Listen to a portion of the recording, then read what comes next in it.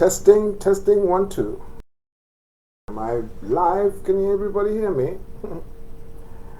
Well, I hopefully. Anyway, good evening to you all, and thank you all for watching and listening. I was born on the 29th of March, 1970, and it was at 5:30 in the morning, Easter Sunday in Soweto, Johannesburg. I'm very honored by everybody's presence here today, and as I break down the art of attaining African enlightenment. Firstly, we must accept that the Christian way of life to be false, and that the belief system created by the Roman Catholic Church to be false too. I'll prove to you today that it was a European invention and it was a means of acquiring world domination through religion. It's time for Africa to wake up, and I've been writing since 2010, with my first book being Africa Must Unite, which was a rewrite of what I initially wrote from pen to paper after an incident that occurred in Grahamstown, where I encountered a dark force that wanted my soul in 1992. It was after an arrest when some crazy stuff started happening around me, as I found myself under attack from some demonic realm. It was in this prison cell and time when I really acknowledged the presence of a supreme being or God looking after me through my trials and tribulations. I have now learned that I have my own inner spirit that protects and guides me through my, and that I'm very thankful for. Thank you. I recall seeing a holographic figure on the wall of the prison cell of an old man sitting.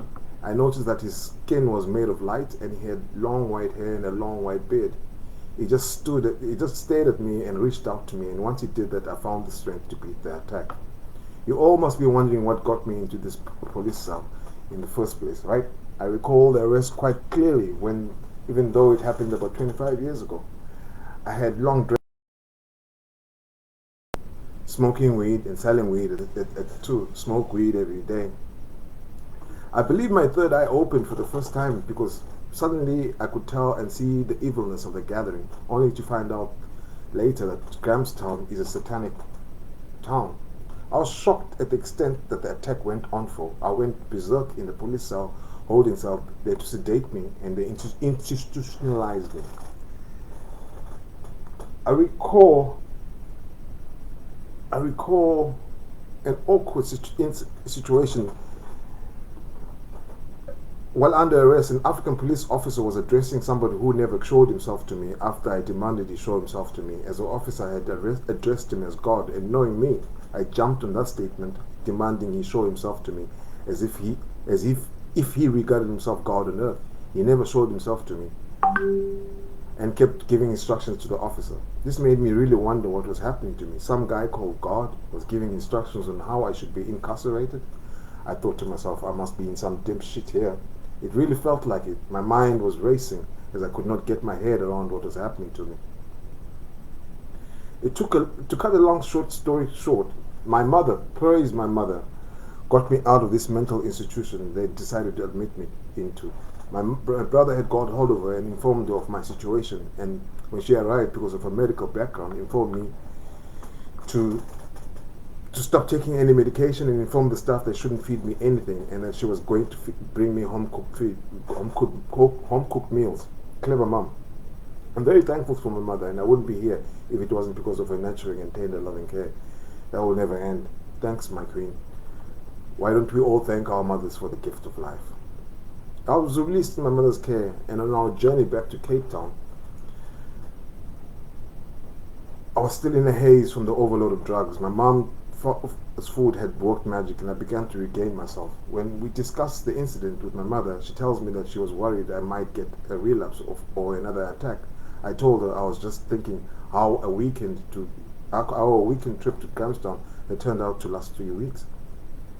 I was attending the AAA School of Advertising, being sponsored by the ANC. My brother and I had a lovely one-bedroom flat on Long Street, 48 Center Park. It had the most amazing view of the Table Mountain.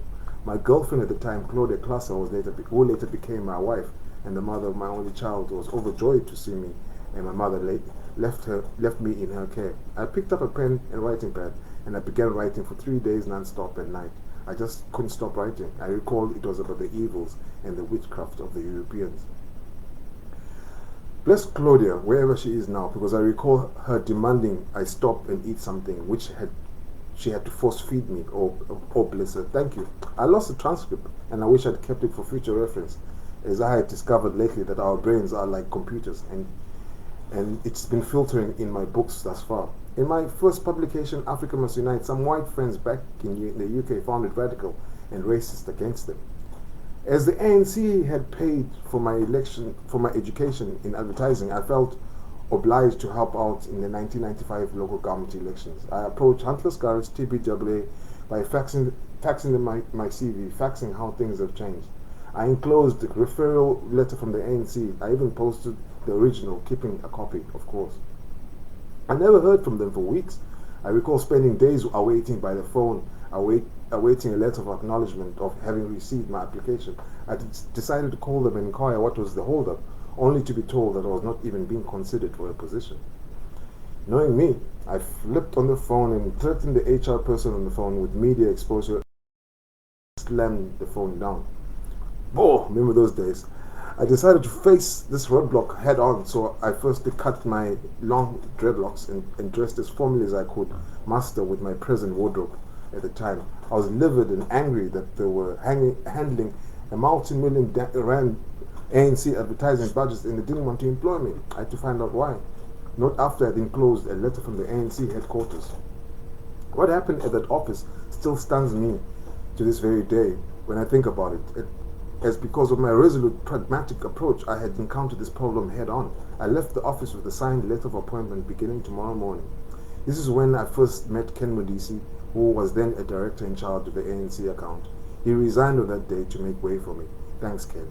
You've always been a blessing. Even getting me a job at Young and Rupert in Cape Town in 1997. AMC Huntless Garage TBWA was an in-house advertising marketing company in TBWA and operated as a separate entity from TBWA. I was under the directorship of Lynn Mausenbaum, a Jewish lady. I soon discovered it was a Jewish institution. I got to work on the ANC, SAB, South African Breweries, EDS computers, and the Coca-Cola accounts. I even helped them win loads of new accounts like Ebony South Africa and Gauteng Housing account, beating Peter Wunder's pitch with Headboys in 1995. I met Mandela, Zuma, Ramaphosa in 1995. I was shocked by Nelson Mandela because just before shaking his hand, he stated, "So you are Vincent Mnisi," as we shook hands. I was amazed that he knew my name. And I just answered, "Yes, sir." He went on to say, "You're doing a great job for us. Keep it up." I replied, "Thank you, sir." I was humbled and honored and still brag about it every chance I get, like this one. But after finding out how much he sold out, I'm not so honored anymore. I actually detest his name. Just a little biography so you understand where I'm coming from with this Emancipation Lecture. Now, to fast forward to the purpose of this lecture, African emancipation. It's time for Africa to awaken. It's taken me over 48 years of my life to figure it out and discover the truth. I began digging the truth after watching and listening to ex-pastor Ray Higgins' sermon on Christianity on YouTube. I began my own research and I came across the Roman conspiracy to create Jesus Christ. And this had professors, doctors, and renowned authors who have identified the Bible to be an algorithm of a book by Josephus when he wrote about the life of Titus Flavor the Great. My research proved to me that the present Bible text is nothing else but a mind-controlling propaganda machine and a tool for the Roman Catholic Church and the Rothschild family and the European Jewish tribe. My research proved that the Roman Catholic Church created Jesus by allowing Caesar Borgia, the son of a pope, to pose as Jesus. My research also proved that Jesus' mythical virgin birth was stolen from the mythical stories of Horus of Egypt and Yeshua Ben Pandira, the son of a panther who lived 150 years before they created Jesus. He was from Ethiopia. The Dead Sea Scrolls describe him as a teacher of righteousness. I also discovered the funny thing I hadn't noticed in my 48 years of Christian life, that most of the Bible is written by St. Paul, who was an ex-soldier who so happened to have some kind of flashing lights to talk to him after he had persecuted thousands of African Gnostic Christians. He claims that Jesus Christ confronted him, and this is 150 years after Yeshua was meant to have lived. If this doesn't sound like another basis of a cult belief system, then I don't know. It sounds like another Joseph Smith in his book For the Mormons, where he describes Jesus descending into America. I have one question to ask devout Christians, as I know. As I know, there are plenty of you here who can believe the writings of Paul and his team of scholars about the life of Yeshua of Jesus as though they lived with him 150 years after he had lived. I find this maneuver by the Roman Catholic Church quite cunning, as they use the writings of Paul as the foundings of the Christian faith and as a means of controlling Christianity.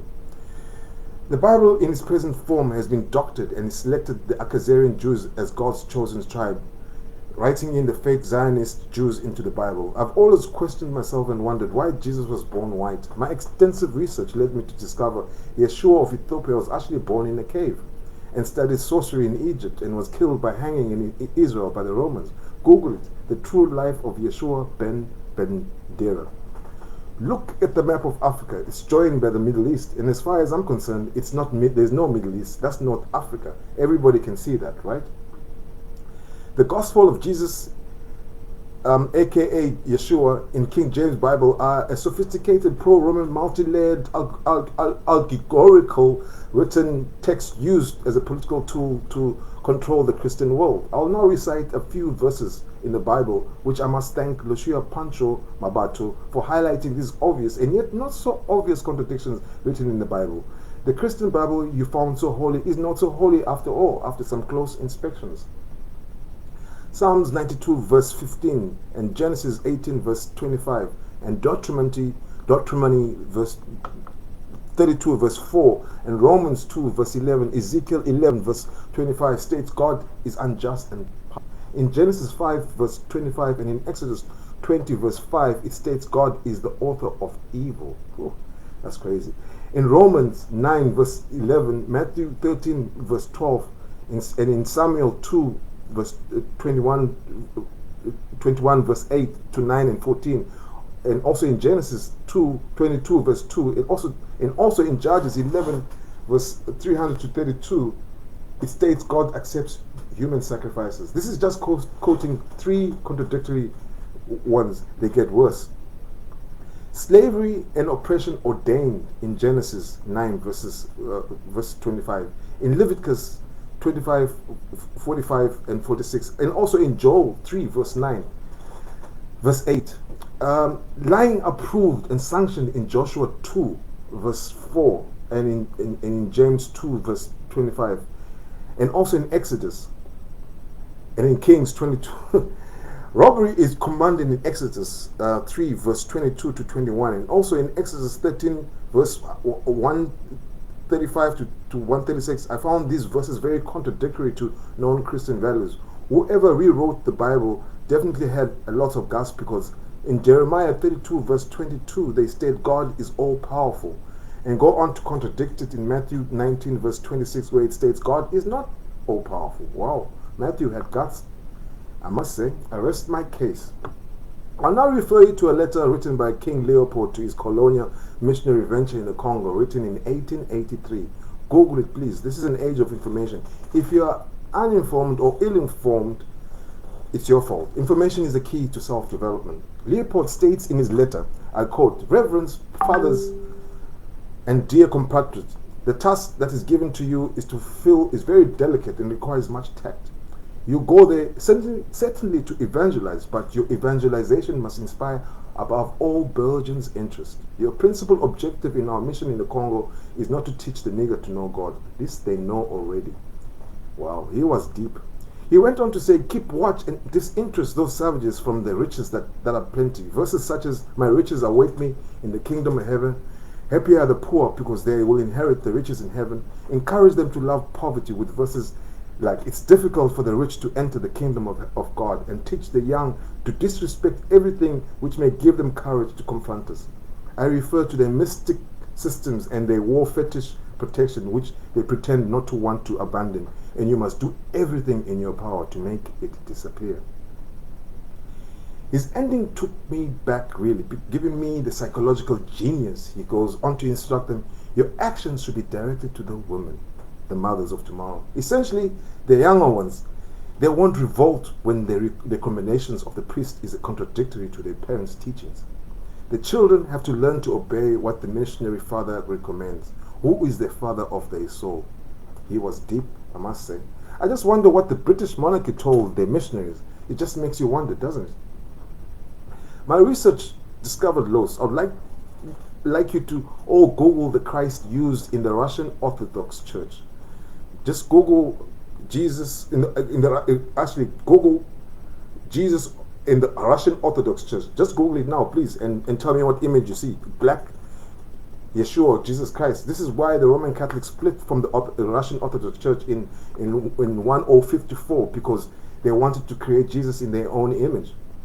In 1090, the Roman Catholic Crusades began. This is after they had Caesar Borgia model for Leonardo da Vinci, essentially making him a god. You all must be wondering what happened to those that knew the truth. They were burnt on the stake and had their heads chopped off. They tried to burn any text that contradicted their Bible, hence books such as the Corbin Bible had to be buried, only to be resurrected now. I will quote from it later in the lecture, and it's a written translation from the 6th Egyptian papyrus scrolls. Hence, I've decided to compile it in the first African Bible, along its teachings of self-belief and honoring the God in us first, instead of awaiting a God from the sky. The Europeans wanted the future generations of Christians to be indoctrinated and only know the European image of Christ, but behind closed doors, or maybe not so closed doors, there's a picture of the two popes talking under the Black Madonna and Child. Had me thinking, and I think they did it intentionally too. Europeans have used reverse psychology to have the world believe in their version of the European Jewish blue-eyed and blonde Yeshua, Jesus. I must admit that they've used some very powerful spell, because for 48 years of my life I believed Yeshua, aka Jesus, was a white Jew. Didn't you all?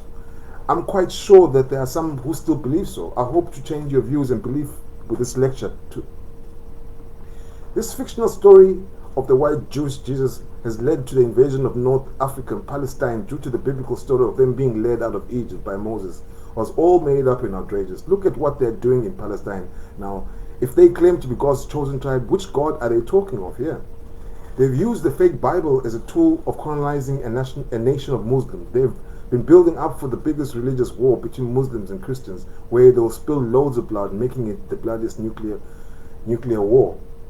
Yeshua was described as an Essien. They are portrayed as African people in the King James Bible. They were brutally persecuted by St. Paul and often fed to the lions as a source of entertainment. Yeshua Ben Pandira was known as a great spiritual master, connected in particular with the power of speech of the words. He was accused of blasphemy and was stoned and hanged on a tree. I'll now sum up my take on Christianity. Christianity was devised and created to mislead us Africans from our natural beliefs of systems of ancestral worship and African spirituality.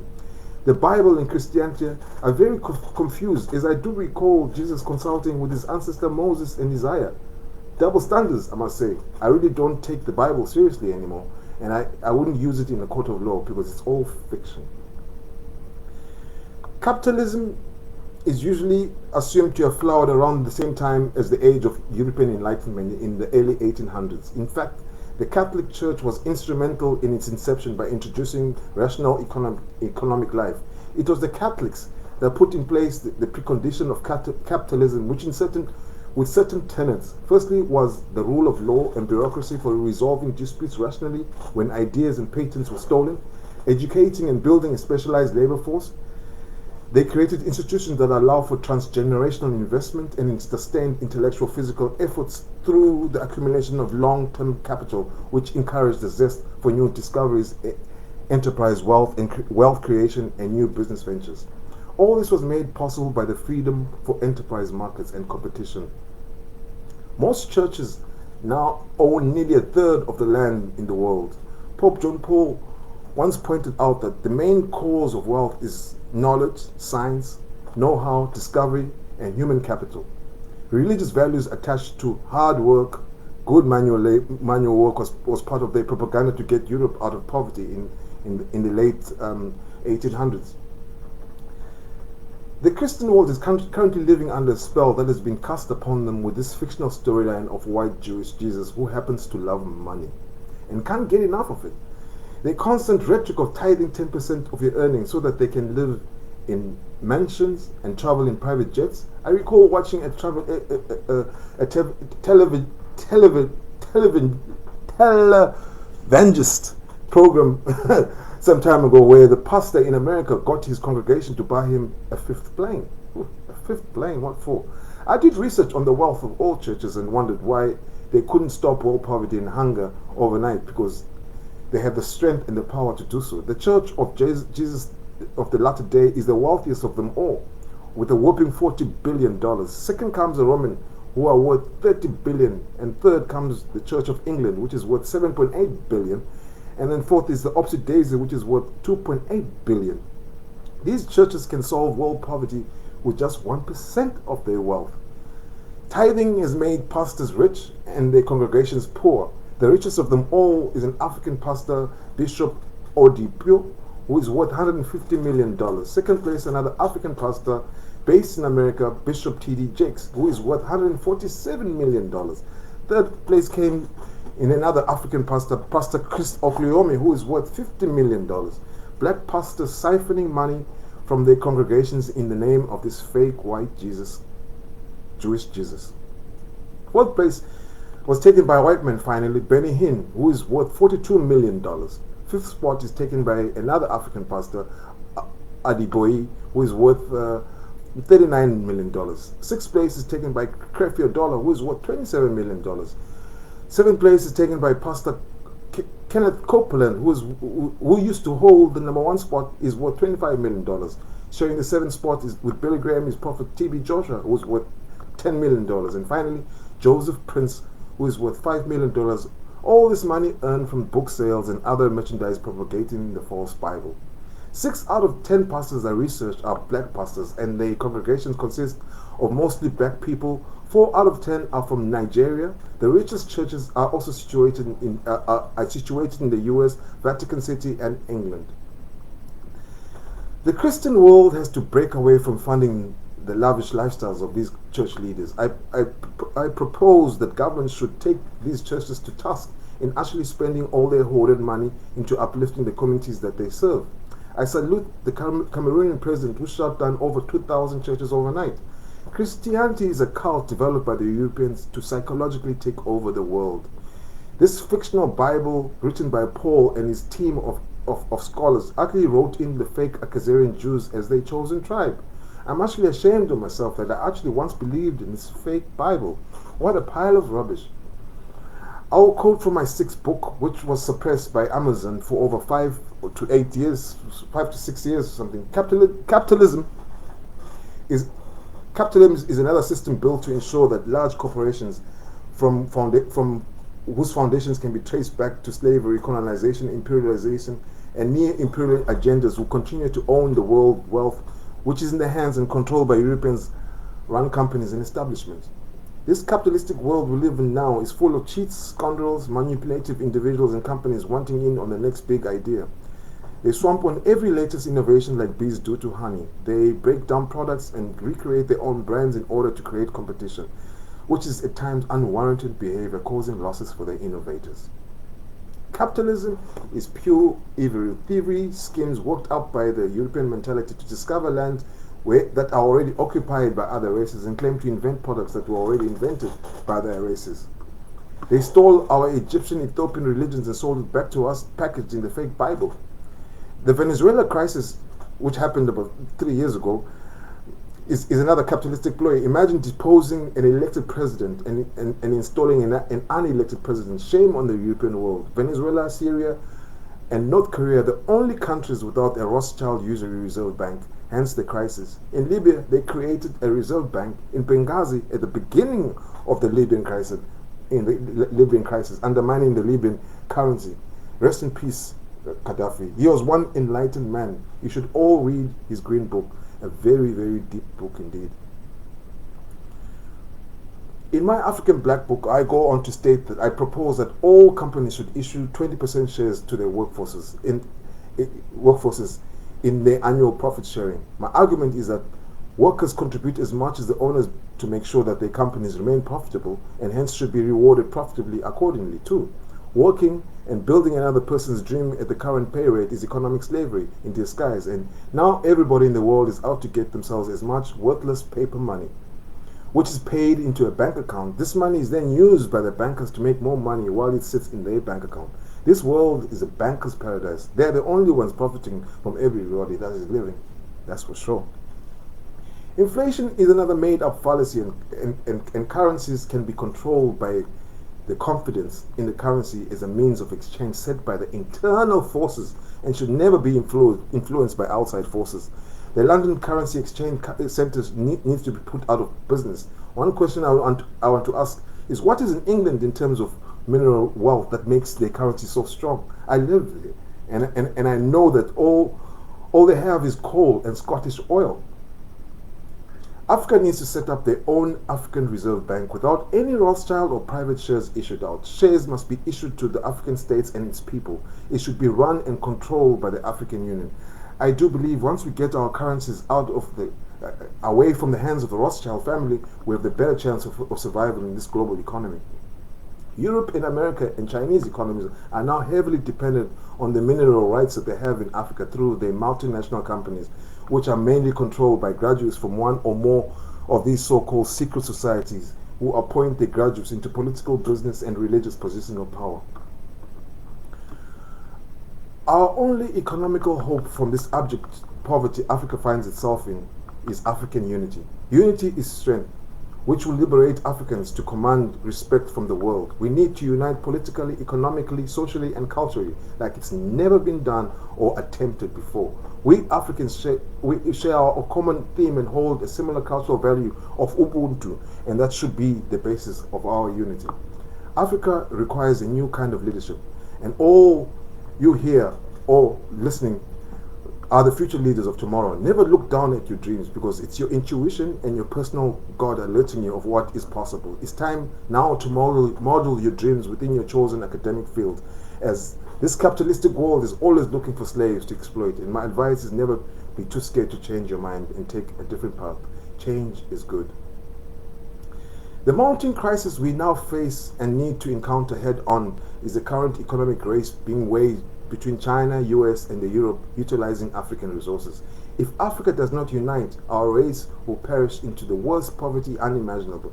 We are already in poverty, and we're still being classified as a third world class citizen.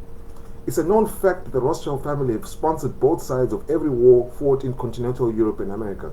I also have some notions that they've also sponsored other proxy wars in Africa too, like they did with Cecil John Rhodes. They've been fueling the need for human carnage from Napoleon times, both sides of the war. I wonder why. I found a picture of the current Pope kissing the hands of the Rothschilds, which made you think. They regard themselves as the gods of the earth. They wrote themselves into they wrote in the European Jews as a chosen tribe in their fake Bible. Do you really believe some European tribe originated from Palestine, North Africa? There is no Middle East as far as I'm concerned. That's North Africa. You can see that it's attached. I'll now quote from my fourth book, Inspire, Aspire for Assertiveness. Inspire, Aspire for Assertiveness. Open quote. Your purpose in life, you should have one or several, which can be changed from time to time. One purpose everyone should have is making the world a better place. May your lives be at peace, and may it overflow with peace, love, and pure awesomeness today and every day of your life. May the sun bring you energy by day, and may the moon restore you by night. May the breeze blow new strength into your being, and may you walk gently through the world and know its beauty all the days of your life. God created mankind and gave them the rights to live their lives. With that right, God gave humankind the power of discretion, which is the power to choose their own course of action. Without discretion, life is meaningless.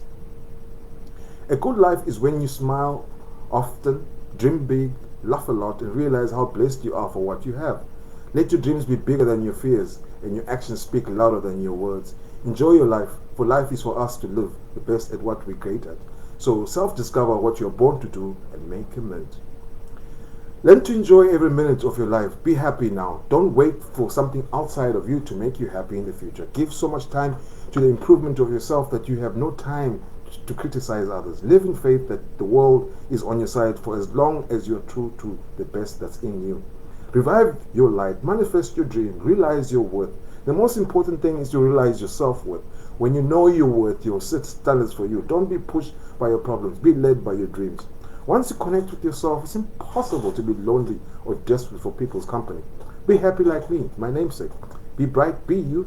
The distance between your dreams and reality is called action. Go forward in life with a twinkle in your eye and a smile on your face, always with a great and strong purpose in your hand. I advise you all to watch David Icke's interview with Creda Motor. He confirms that Europeans use witchcraft to subdue Africa. I must warn you, it's a 6-hour-long conversation. Africa must unite because of the common history and social conditions Africans share. Our societies have been more inclined to take for granted the European desirable models, the thoughts, and as well as the artifacts of the dominant colonial culture. Artifacts indeed we cannot do without, such as electricity, cars, television, Western music, European literature. We can adopt all these, but we only become mimics if we do not adopt them fully conscious of our own history, culture, and traditions. Africa needs to establish its own think tanks and social institutions. Africa needs to cultivate upon our music and arts. African hip-hop is making trends worldwide. Become creative. Create yourself out of poverty by self-discovery and selling yourself to the world. We must adopt a critical attitude both to what we have and what is being brought to us. This should be a guiding principle in the selection of what we teach and how we teach it. African writers, the creators of new literature, need to give us an insight in its area of critical thinking. Our aims of teaching our youth should be to produce men who are both critical and creative. Our students should be encouraged to be thinkers and doers rather than accumulators of facts and receive knowledge. It's time to start seeking knowledge from within. I am the future. We are the future. Let's build a stable African society without any strife and want. This must be so if we are to be instrumental to the changes that is needed. African youth need to communicate with each other in one African universal language, which must be adopted by the African Union. Which must be taught in every school in Africa. This must be so if Africa aims to start working towards and realizing a just and consequential, stable African society. African spirituality is simple and does not require you to attend a church. You are the church. Firstly, you have to understand your heritage and speak to your families from both sides, mother and father. Get to know your family history and rediscover your true worth on earth. Always listen to the inner voice, your intuition. It's your godly spirit talking to you. Listen. I will quote Emperor Haile Selassie I, the last king of Ethiopia. Look at spirituality does not come from religion. It comes from our soul. We must stop confusing religion and spirituality. Religion is a set of rules, regulations, and rituals created by humans, which are supposed to help people grow spiritually. Due to human imperfection, religion has become corrupt, political, divisive, and a tool of power struggle. Spirituality is not theology or ideology. It's simply a way of life, pure and original, as given by the Most High of creation. Spirituality is a network linking us to the Most High, the universe, and each Selassie I.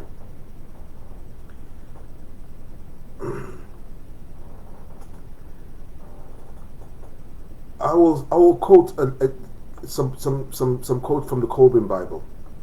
Okay. If a man would know heaven, he must first know earth. He cannot understand heaven until he understands earth. He cannot understand God until he understands himself. He cannot know love unless he's been loveless. A lifting hand. God is unknown, but is not unknowable. He is unseen, but not unseeable. God is unheard, but not unheardable. He is not understood, but he is understandable. The goal of life is upstream, not downstream. Man must struggle against the current, not to drift with the flow. A child is born knowing all God intended it to know. The rest he must discover for himself. Man does not live to increase the glory of God. This cannot be done, but increase the glory of man. The Colburn Bible. Anyway, thank you for listening to me, and I hope you all have learned something. Anyway, good day. Bye.